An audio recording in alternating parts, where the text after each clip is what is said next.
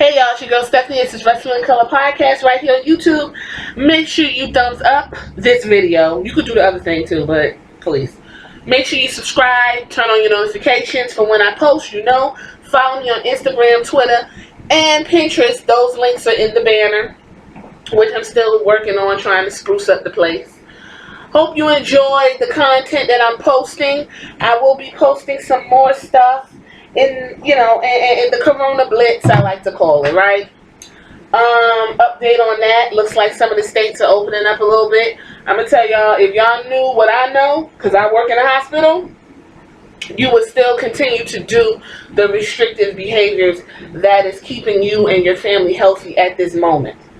All of these protesters that are popping up, all of this nonsense, understand that these are rich corporations wanting you to go back to work to make them money, and they aren't even sure what this novel coronavirus 19 is. You could, I don't know, conspiracy theory yourself to death. You do not want this. Point blank and the period. I done seen it. Okay? And I take steps not to bring that stuff back to my son and to my home. So please continue to take your steps, even if they opening up shit. I guarantee you right now, you've heard it here at Wrestling in Color Podcast. It's going to be a spike. Within, let me see, because this 3-phase bullshit your president that came up with, which is ridiculous. It's April. It's going to be a spike by June. I guarantee it. Spike by June. You heard it here first. So, what are we here to talk about? We are here to talk about the Dark Side of the Ring episode, Jimmy Superfly Snuka. And it's funny that that episode is coming out at this moment because Tamina done had a resurgence at SmackDown in the WWE. The woman, Tamina's a beautiful woman. I'm telling you, I just don't like that she's knocking me. But her face last night on SmackDown was fab. But Tamina literally did nothing to get into the title picture. She just showed up. Which I'm not mad. But damn. Showed up, just got one of the biggest pins in her entire career.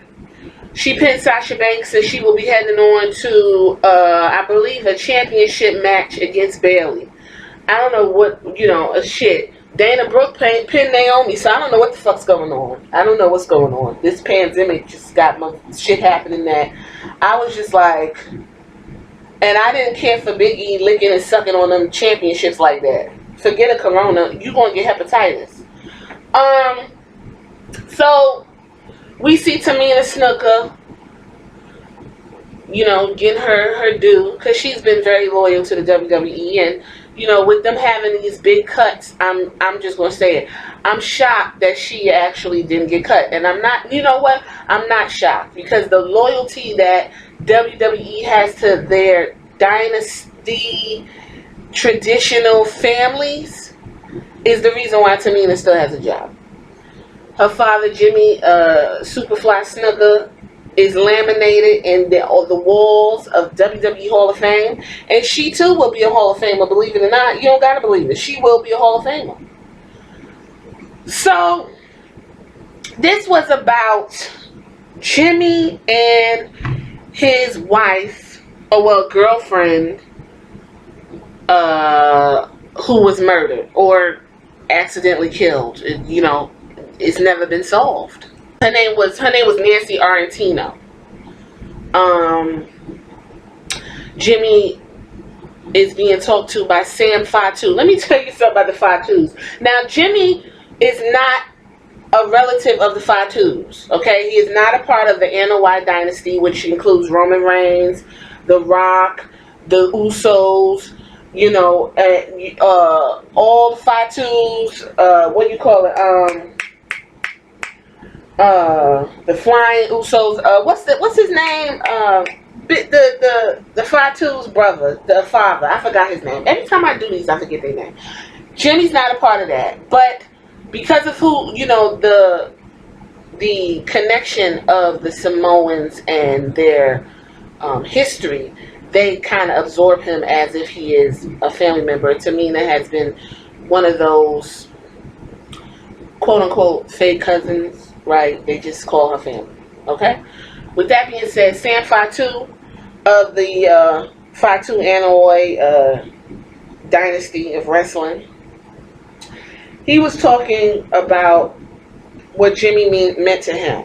Now, I want to say something funny about the Fatus, because when I was watching Jimmy and Jay, they have like a documentary deep on the WWE network. If you go all the way back in the documentaries, Jimmy and Jay has a documentary about who they are and how did they get to where they was, and it was really cute because Jay really loves his brother. Like, he has no problem crying and saying I love you. They're fraternal twins, but Jimmy said really funny, he was like, he thought they was identical for 15 years.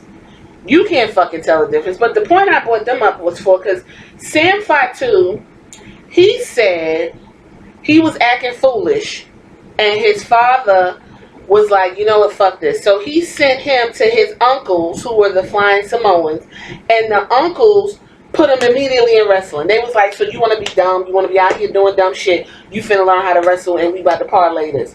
They did the same shit to the Usos. Them two was out there being dumb, doing dumb shit. So, and then they had their single mother. She was out there functioning because Rikishi was, on the road, fucking around, doing whatever. She sent them, she tried to split the Usos up. It didn't work because that twin connection was devastating. So she got them back together. When they hit their teens, they start getting all into the wrong shit. So she sent them to the uncles. She sent them to also the uncles. The same place Sam went, the uncles was like, all right, y'all being stupid, boom, we about to put you in this wrestling, and you about to parlay this. All of them ended up in wrestling simply because they was acting stupid. I thought that was soulless. I said, you know what? I like that. Because, a lot of us don't have that kind of outlet. When you acting dumb, you can be like, you know what? I'm about to put you in some tennis, and you going to parlay that shit. A lot of us don't have that money to do that. But this family, being the people who they are and their traditions, they was just like, okay, get the boys. You got all this angst. You want to punch people. You want to, be rough. What better place to do it than wrestling? So just to let you know, the WWE Network, want to know more about the Usos and where they come from, it's a documentary deep in the WWE Network. And there's also a good documentary about Booker T, the go along, the get along guy, I like to call him. So anyway, back to Jimmy. So Jimmy, this isn't going to be long because it's mostly surrounding the death of Nancy. And Nancy's don't do good in WWE. But Jimmy's larger than life. He's a money maker for the WWE. But the problem is he's a big flaming cokehead who embraced the road life. Get up, wash up, go wrestle, come back, get up, wash up, go wrestle, repeat. And then somehow drugs and all that bullshit got into it. Now him and Nancy met, and she became kind of like what happened with the Benoit's. Benoit's wife ended up helping him get to the shows because he was breaking down. So Nancy ended up being Jimmy's quote-unquote den mother, right? She was breaking down, and the WWE expected her to get him where he needed to be on time every time because they're being paid whoop to whoop to whoop. So through all of this, her sister said one night she came over and Jimmy grabbed her by the neck and gave her like a wrestling smirk, I guess growled at her real crazy. And so she told her sister, and Nancy kind of like brushed her under the table. And so she said Jimmy was trying to apologize to her and he gave her some coke. And Nancy was like, don't do that to her. She don't need that shit. And that's when her sister was like, you need to leave him. But she wouldn't leave him because she liked him or loved him or whatever the case may be. I noticed a lot with these famous men. The allure of famous money, lifestyle, luxury will make you make some stupid ass decisions. Now Nancy sees this man has issues, and it done went to levels that now she's dead and gone. and her case has been unsolved for 35 years. Jimmy Snookerfly is dead and gone, and we will never know exactly what happened up in, I want to say it was Pennsylvania. They was in a hotel. She was in the bed. The paramedic said she was in the bed with the sheet over her head. No life whatsoever. Jimmy done went to do his job for the WWE. He talking about how she flipped in the car and bumped her head, and she just bumping her head every which way. And when they talk about the autopsies and stuff, it's consistent with blunt force trauma to the head. But because it was just them two in the room, and someone called the police and said it sounded like someone's getting beat up. But by the time they got there, the beatings was done. He was already at work. She lay in the bed dead. You can't just minority report everybody, right?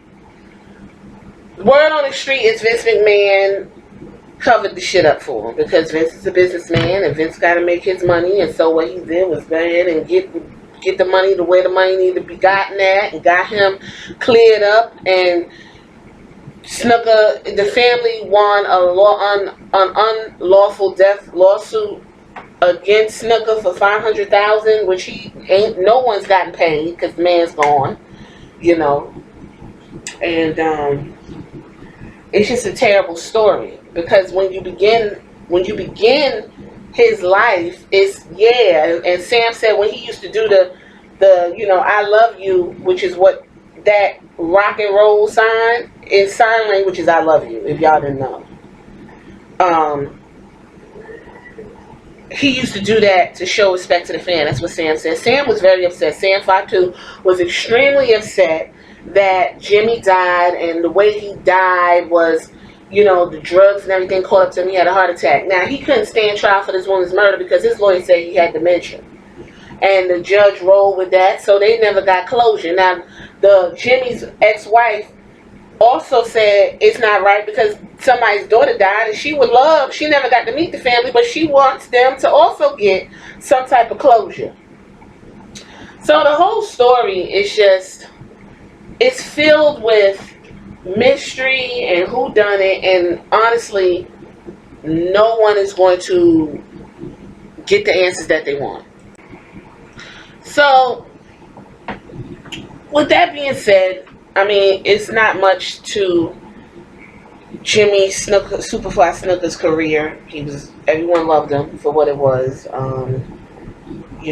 Sam Fatu was very upset at the end of this. That he loves him because he also helped him get to where he went, which was the Tonga Kid, and he was very upset that what people say about Jimmy and things of that nature. But I'm going to leave it here on what is being said in this clip when it comes to spouses and women and what they deal with and society as a whole, especially when it comes to domestic violence victims. Because a lot of times, you listen to podcasters and they get upset at social justice warriors, quote unquote, and people who got problems with racism and why you gotta do this and why you gotta, even when the shit's blaring. So when there's a lot of times when women are being abused by powerful men, the Harvey Weinsteins, the Bill Cosbys, the Trumps of the world, they get eaten up and spitting out, and some of them don't even make it to the next day. So I think what this man said was very profound. So listen.